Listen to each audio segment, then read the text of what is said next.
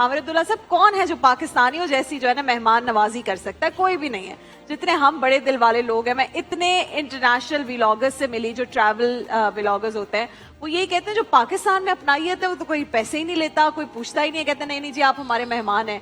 कितनी जरूरी है आमिर अब्दुल्ला साहब ये गुलदस्ता, इसकी पूरी पूरी रिप्रेजेंटेशन के जो सब्ज है उतना इंपॉर्टेंट वाइट भी है। हमारे सेट पर तो है सब्ज और सफेद, झंडे पे है सब्ज और सफेद, लेकिन इसकी सही मानों में किस तरह हम रिप्रेजेंटेशन करें और जहां जहां कोताहियां हैं वहां किस तरह इंप्रूवमेंट लेकर आए। और आमिर भाई, ये जो इनिशिएटिव आपने जो लिया है ये बहुत एक यूनिक चीज है। ये आपके जहन में आया कैसे? इतना खूबसूरत एक मैसेज है, ये कैसे आया? बिस्मिल्लाहिर्रहमानिर्रहीम। कुरान करीम की एक आयत मुबारक है, या अय्युहन्नास, ए इंसानों, इन्ना खलकनाकुम मिन ज़करिन व उन्सा व जअलनाकुम शुऊबन व क़बाइला लितआरफू, कि हमने तुम सबको एक आदम और हव्वा से पैदा किया है, फिर तुम्हारे कबीले बनाए, बिरादरियाँ बनाई, ताकि तुम एक दूसरे को पहचान सको।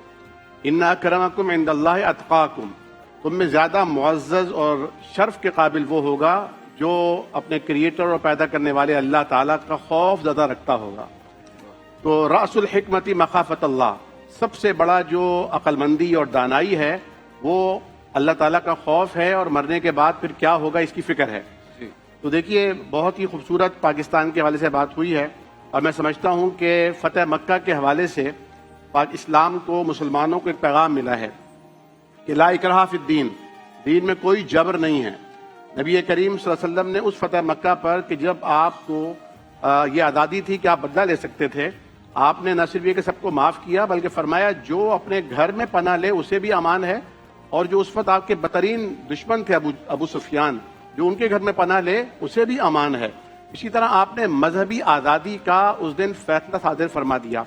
पाकिस्तान अल्हम्दुलिल्लाह देखा जाए तो उसी फ़तह मक्का की एक नज़ीर है, और जिस तरह यहाँ पर सारी बातें हुई माशाल्लाह, और ये वो लोग हैं हमारे जो दोस्त यहाँ बैठे हुए हैं कि जब कभी डेनमार्क में कुरान करीम की शान में गुस्ताखी होती थी तो ये प्रेस क्लब पर पाकिस्तान के लिए, कुरान के लिए, इस्लाम के लिए खड़े होते थे। क्या बात है, क्या और बात बहुत खूबसूरत बात की है कि इस्लाम को या क्रिश्चियनिटी को खतरा नहीं है असल में तो दानिश को, इल्म को, फहम को, इदराक को, अमन को, इंसानियत को और वतन अजीज को खतरा है हर किस्म के दुश्मनों से।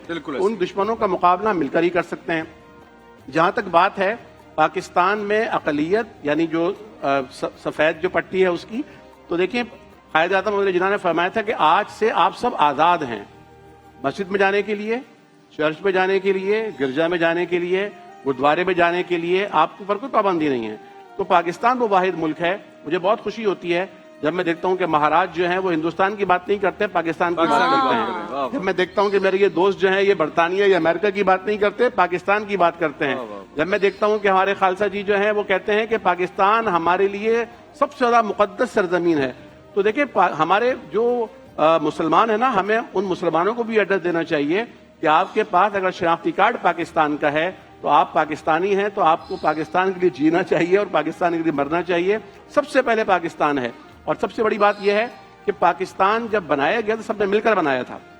तो आज जिस तरह मैं एक मुस्लिम होने की हैसियत से पाकिस्तानी हूँ, उसी तरह महाराज भी, उसी तरह हमारे क्रिश्चियन दोस्त भी, हमारे सिख दोस्त भी, दीगर जो हमारी अक़लियतें हैं वो भी बराबर के पाकिस्तानी हैं। उनमें कोई फर्क नहीं किया जा सकता है।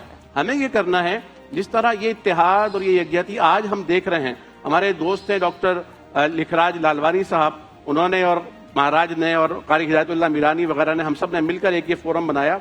लेकिन होना ये चाहिए किसी ओकेजन पर नहीं, किसी त्यौहार पर नहीं, किसी खास मौके पर नहीं, किसी एडहॉक यानी हादसे के ऊपर आंसू बहाने के लिए नहीं, बल्कि कंटिन्यूसली होनी चाहिए, इसमें बाकायदगी होनी चाहिए। और आम दिनों में भी हमें गलियों में, कूचों में, घरों में एक दूसरे के मराकिज पे जाकर इसी तरह मोहब्बत के प्रचार करने चाहिए। और मैं तो अल्हम्दुलिल्लाह न सिर्फ इंटरफेथ पे काम करता हूँ बल्कि इंट्राफेथ पे भी काम करता हूँ। यानी मुसलमानों के माबैन भी इत्तेहाद होना चाहिए और तमाम इंसानों के माबैन भी मुत्तहिदा वो हम महफिल उलमा में रोजाना करने की कोशिश करते हैं। तो यहाँ इंटरफेथ और इंट्राफेथ दोनों की कोशिश की जा रही है और इन्हीं कोशिशों की जरूरत है हम सब